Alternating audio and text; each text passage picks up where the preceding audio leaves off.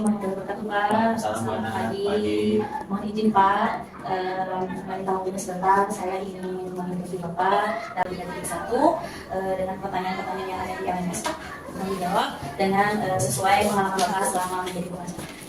Untuk mengidentifikasi kasus-kasus yang merupakan nilai etika atau hubungan moral, yang pertama saya pasti melakukan identifikasi dengan memastikan bahwa permasalahan ini menyangkut terkait peraturan yang dilanggar ataupun tidak, sehingga dapat dilihat bahwa hasil akhir dari keputusan ini kondisinya benar atau salah, atau memang benar itu bisa ditindaklanjuti menjadi suatu keputusan sehingga menghasilkan hasil yang tidak menyalahi peraturan yang berlaku di sekolah. Untuk pengambilan keputusan di sekolah, terutama pada kasus-kasus di mana sebuah kepentingan ini sama-sama benar atau membagikan, yang saya lakukan adalah identifikasi dengan koordinasi dengan jajaran manajemen terkait kasus tersebut.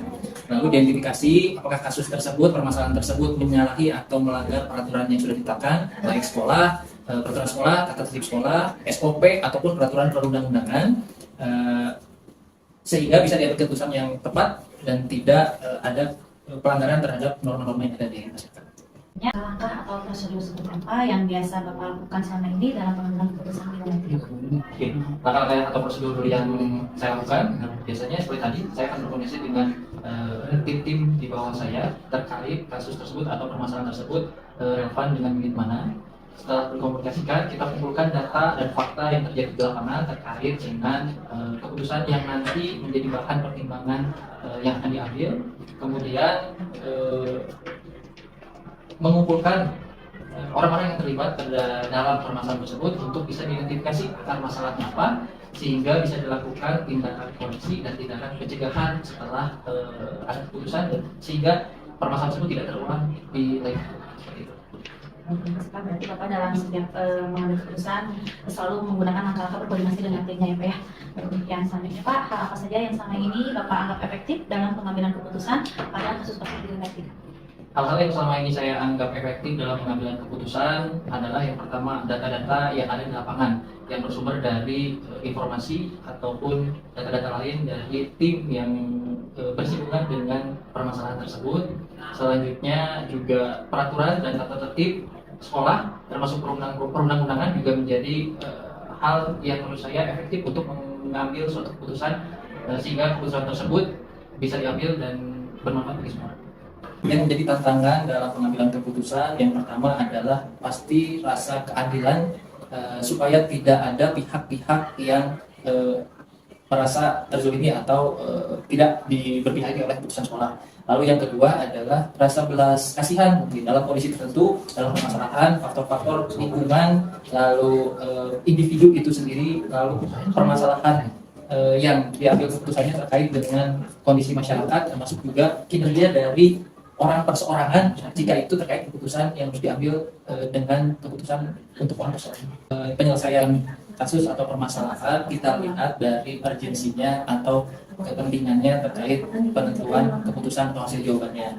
Untuk keputusan yang memang harus diselesaikan saat itu juga, saya pasti akan berkoordinasi dengan unit terkait untuk bisa mengakomodir data, fakta, ataupun temuan di lapangan untuk segera diambil keputusan. Sementara jika keputusannya berupa keputusan jangka panjang atau jangka menengah, maka saya dikasih kesempatan waktu lebih panjang untuk mengakomodir, memikirkan kembali, menelaah kembali jawaban yang akan saya ambil. Biasanya dilakukan dengan pertemuan di tingkat manajemen, wakil kepala sekolah, lalu rapat atau pertemuan dengan teman-teman di program keahlian ataupun unit terkait sehingga keputusan itu dapat dihasilkan berdasarkan pertimbangan-pertimbangan dan fakta-fakta yang ada di lapangan. Orang atau faktor-faktor yang mempermudah saya dalam pengambilan keputusan yang jelas adalah tim dari yang berada di atas sendiri, wakil kepala sekolah, ketua program keahlian, dan unit-unit terkait yang bisa menyampaikan secara jelas, secara rinci permasalahan yang terjadi di lapangan ataupun permasalahan yang terkait dengan unit tersebut. Kalau faktor-faktor yang jelas adalah peraturan, tata tertib sekolah, SOP, standar operasional prosedur, itu sangat membantu saya dalam pengambilan keputusan, terutama dalam kasus yang etika ya, seperti itu. Karena dalam etika kaitan dengan kondisi benar dan benar, sehingga jangan sampai keputusan tadi itu tidak memihak ke salah satu pihak tanpa dasar yang jelas. Jadi, pelajaran yang dapat saya petik dari pengalaman dalam pengambilan keputusan itu adalah yang pertama, dalam pengambilan keputusan yang saya ambil harus berdasarkan kondisi real di lapangan, itu satu. Yang kedua, fakta-fakta yang ada mendukung untuk pengambilan keputusan, dan berikutnya tidak melanggar peraturan atau kesepakatan sehingga hasil akhir ini menimbulkan keraguan ataupun keberpihakan pada satu pihak. Dan yang terakhir, keputusan ini diambil untuk memenuhi kebutuhan bersama sehingga bisa diterima oleh seluruh pihak. Yang penting. Menginspirasi sekali, semoga ini menjadi bekal saya, pelajaran bagi saya agar kedepannya jika nanti suatu saat nanti saya menjadi pemimpin di masa depan, saya bisa mengaplikasikannya. Terima kasih teman-teman.